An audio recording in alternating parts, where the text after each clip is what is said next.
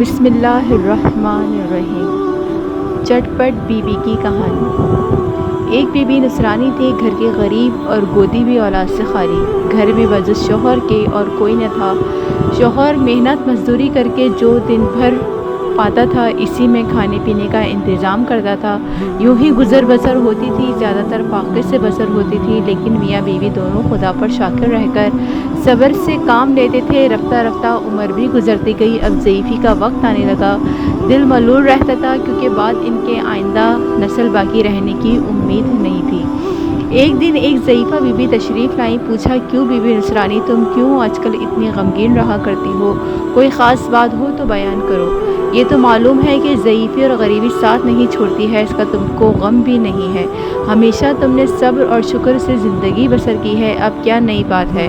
Be be نصرانی نے جواب دیا، بی بی کیا کہوں، قسمت کی بات ہے۔ غریبی تو غریبی ہے، اس عمر تک اولاد سے بھی محروم ہوں۔ بی بی ضعیفہ نے کہا، بیٹی تم غم نہ کرو، اللہ کے اختیار میں سب کچھ ہے، وہ چاہے جس سے مردہ کر دے، جسے چاہے زندہ کر دے، سوکھے درخت کو ہرا کر دے، بے اولاد کو صاحب اولاد کر دے۔ اچھا تم چٹپٹ بی بی کی کہانی مان لو، خداوند تعالیٰ تمہاری یہ مشکل آسان کر دے گا۔ یہ کہہ کر بی بی ضعیفہ تشریف لے گئیں۔ نصرانی بی بی نے فوراً کہانی مان لی۔ خدا نے اس کو ایک فرزند حسین و جمیل عطا فرمایا، اولاد سے گھر آباد ہو گیا۔ نصرانی بی بی کو منت پوری کرنے کا خیال آیا، فکر مند ہوئی، کیوں کر منت پوری کروں؟ ضعیفہ سے ترکیب بھی نہ پوچھی کہ جب منت پوری ہو جائے تو کس طرح منت اتاری جائے۔ اتنے میں شام ہونے لگی، دیکھا کہ ایک نقاب پوش ضعیفہ تشریف لائی ہیں اور بولی، تم نے ابھی تک منت نہیں اتاری؟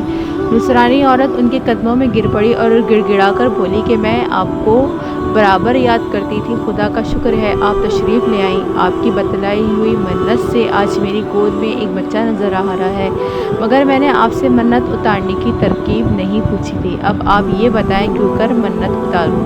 بی بی ضعیفہ نے کہا، 5 ڈلی منگاؤ اور کہانی جو کہوں وہ بغور سن لو۔ ڈلی کو کاٹ ڈالو، کہانی کہنے والوں کو 2 حصہ، کہانی سننے والے کو بھی 2 حصہ اور لانے والے کو 1 حصہ تقسیم کر دو۔ پھر بی بی ضعیفہ نے کہانی کہنی شروع کر دی۔ ایک روز امیر المومنین کو جو کا آٹا لائے اور جناب فاطمہ الزہرا کو دیا کہ اس کی روٹیاں تیار کرو، آج تمہارے پدر بزرگوار رسول خدا اللہم صلی علی محمد وعلی محمد رسول خدا کو میں نے کھانے پر مدعو کیا ہے۔ جناب سیدہ نے خوشی خوشی آٹا خمیر کیا اور روٹیاں تیار کی۔ جناب رسول خدا جو نماز مغرب تشریف لائے تھے، جناب سیدہ نے دسترخوان لگایا۔ محسن پاک باپ نے ایک ساتھ کھانا تناول فرمایا اور جب پیغمبر اکرم رخصت ہونے لگے تو جناب سیدہ نے عرض کی، بابا جان اسی طرح کل میری طرف سے کھانا نوش فرمائیے گا۔ آن حضرت نے قبول فرمایا۔ پھر حضرت علی کہیں سے جو کا آٹا لائے اور جناب سیدہ نے کھانا تیار کیا اور بعد نماز مغرب پھر رسول خدا تشریف لائے اور سب کے ساتھ کھانا کھایا۔ جب آپ واپس جانے لگے تو حضرت امام حسن نے نہایت ہی ادب سے عرض کی کہ نانا جان میری طرف سے بھی دعوت قبول فرمائیے۔ ارشاد ہوا، اچھا بیٹا تمہاری دعوت بھی قبول ہے۔ پھر کھانے کے انتظامات ہوئے اور جناب رسول کریم تشریف لائے اور کھانا تناول فرمایا۔ جب واپسی کا ارادہ کیا تو حضرت امام حسین علیہ السلام نانا جان کے گلے میں باہیں ڈال دیں اور بولے، نانا جان کیا مجھے محروم رکھیے گا؟ نانا سمجھ گئے، فرمایا، بیٹا حسین تمہاری بھی دعوت قبول ہے۔ چنانچہ حسب دستور پھر سامان کھانے کے فراہم ہوئے اور نبی کریم تشریف لائے۔ جب کھانے وغیرہ سے فراغت پا کر آپ رخصت ہونے لگے تو جناب فضہ جو کہ کنیز ہیں دروازے تک پہنچ آئیں اور دست بستہ عرض کی کہ یا رسول اللہ یہ کنیز بھی آرزومند ہے کہ حضور کل میری طرف سے دعوت قبول فرمائے۔ حضرت نے درخواست کو قبول فرمائی۔ اتفاق سے فضہ کو سامان خوردنوش مہیا نہ ہو سکے۔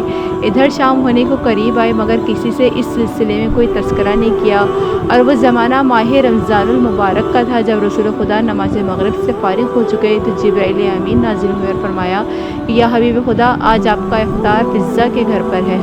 رحمت دو عالم فوراً روانہ ہو گئے، دروازے میں پہنچ کر دستک دی اور بآواز بلند بیٹی کو مخاطب کر کے فرمایا کہ اے بیٹی تم پر سلام ہو۔ جناب سیدہ آواز پہچان کر دروازے تک آئیں مگر کس قدر متعجب تھی کہ آج بابا جان نے کیوں تکلیف فرمائی، کیونکہ افطار کے لیے کچھ نہ تھا۔